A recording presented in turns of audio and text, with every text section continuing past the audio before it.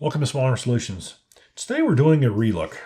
Now I have to say, maybe 6 months ago I was going through some of my collection here. I was looking at guns. I was potentially looking to get to sell to get some newer ones. And one of the guns I was looking at getting rid of was my Glock 41. It was a neat pistol and all, but it just didn't really do anything for me. I have a Glock 21. I have a Glock 30. I have a couple other ones. And one of the things I didn't particularly care about the Glock 41 was Glock didn't really support it for as far as threaded barrels, because I like to shoot suppressed. My Glock 21, I have a silencer recoil barrel for it. I shoot a lot of it to shoot it suppressed. The Glock 30 is just it's a concealed carry gun. But it was just really a gun that Glock didn't really do a lot with for as far as additional features. The pistol shot well enough. It was reliable, but it didn't really do anything for me.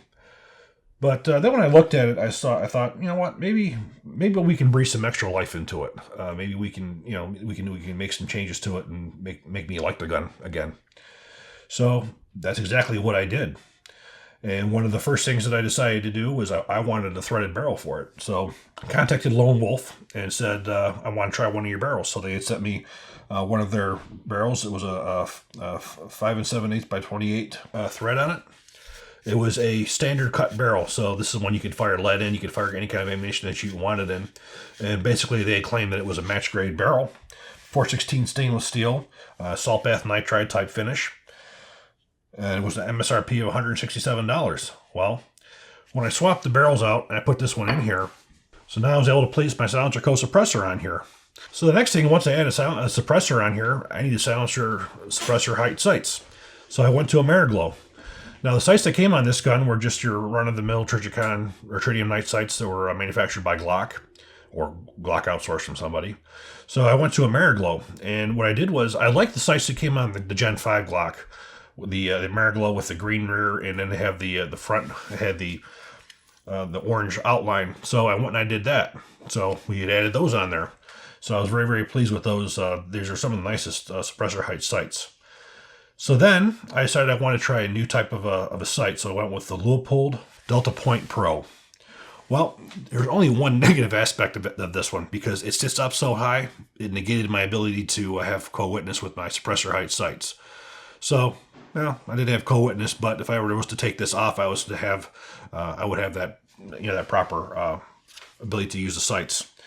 Now, the Delta Point Pro I'm very, very fond of. It's probably one of the wider screens of anything else that's out there. It is not cheap. You're looking at a $520 MSRP, but worth every penny of it.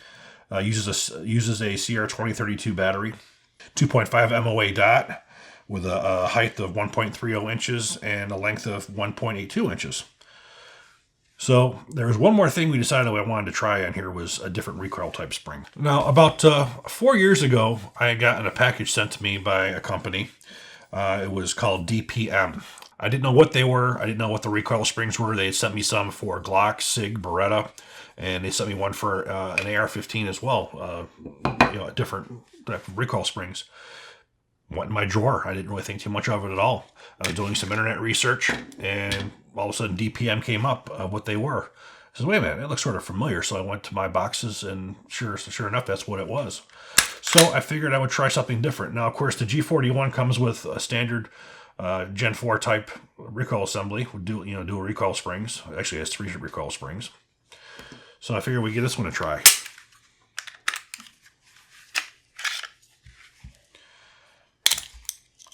So what we have here, there are 2 different recoil springs that come with the kit for the model 2021. The lighter recoil spring is the one that's utilized for the 45, and the heavier one is for the 10 millimeter. So basically what we have here is dual recoil springs, and the whole point of this system was to increase your ability to get off follow-up shots, smoother recoil. And so I figured, what the hell? I pulled it out and gave it a try. Well, I have to say it did make a significant difference in the performance of the pistol. So you put all these things together, we have a brand new pistol. We have a new recoil assembly. We have an extremely nice sight. We have a barrel now that we can suppress. And we have very nice backup sights. The only thing that I really didn't decide to change was the trigger. The trigger wasn't too bad on here. The one thing about the Glock triggers that I don't like, I like the way that they work, but the way that you have the safety in the middle, that's very uncomfortable on your finger. It sticks forward, and when you pull it, you pull the trigger back, you do feel it, and it is uncomfortable, and it does wear on your finger after a while. That's probably the only thing I really don't like about the Glock trigger. So we took this pistol, I took this pistol out to the range and started shooting it. Well, I tell you what, the pistol's now going to remain in my collection. So we added my suppressor on here. Again, the suppressor that I chose here is a Silencer Co. 45 Osprey. Now, this is not an inexpensive suppressor by no means. You're looking at an MSRP of $918. It's about 7 inches long. It's made of aluminum and stainless steel. And it gives you about 131 decibels with a 45 cartridge. Now, if you noticed that it's elongated here, which gives you more volume in here versus a round one. Also, the fact that it's longer on the bottom gives you ability to not even really need suppressor sights on here. So this is a suppressor I've been using on 45s for quite some time. So we took it to the range, and we're going to see how it shoots.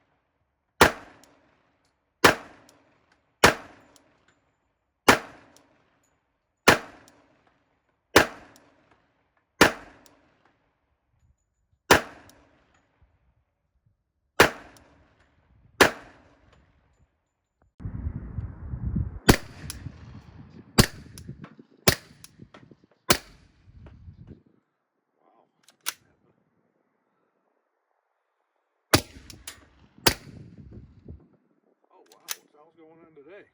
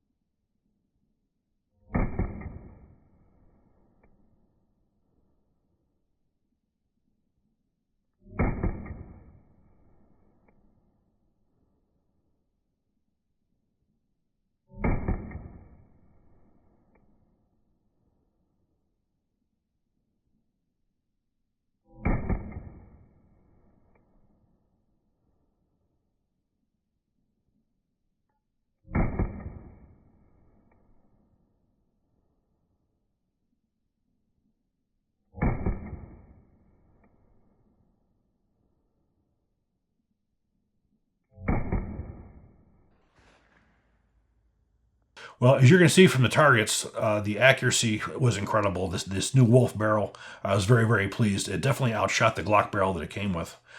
I did have an interesting phenomenon happen, though. I had failures to go into battery. Come to find, what happened was the trigger pin had walked out. It's the first time I've ever had that happen on a Glock. Was have a trigger pin walk out. And it was unusual because I didn't replace anything in the trigger.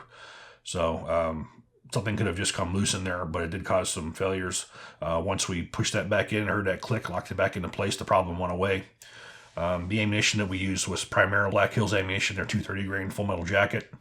And again, accuracy was stellar. At 15 yards, we're looking at groups that were probably the size of a $50, if not a little bit more, off of a rest with it. Nice thing about 45 auto is most all ammunition that you have is suppressor friendly. It's going to be subsonic, which is one of the reasons why I enjoy shooting a 45 auto so much suppressed.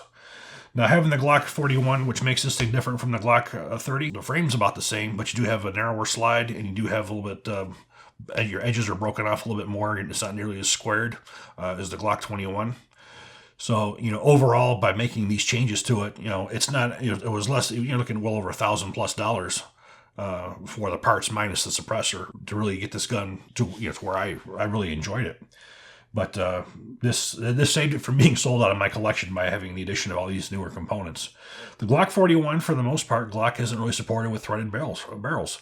Actually, very few of their guns that they do. It's mostly the aftermarket companies that do it. Having the nice suppressor sights on here made a big difference. I do expect to see at some point Glock come out with a Gen 5 45. I'm curious to see how it's going to be any different. So really, at the end of the day, you have to ask yourself, is it worth spending $1,000+ on a high-end pistol to upgrade it? And I guess it depends on the size of your wallet, whether you want to do it or not. For me, this particular pistol, comparing it to the Model 21 and everything, it didn't really stand out really too much on its own to me. But once all the changes were made to it, the pistol now really does stand out. Its accuracy, its reliability, everything about it is really changed.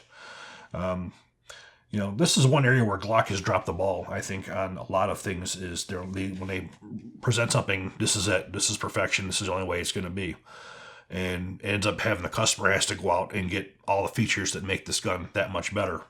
The biggest change that Glock has done over the last several years is made them optic ready. That is the biggest change. The only gun that I'm aware that they make a threaded barrel for is the Glock 17 series or the Glock 9mm series. Everything else you have to go out to an aftermarket company to get that. There's the same thing with the replacement parts. They do have better connectors for here to get you a better trigger, but you have to go to other companies. Glock doesn't sell those individually.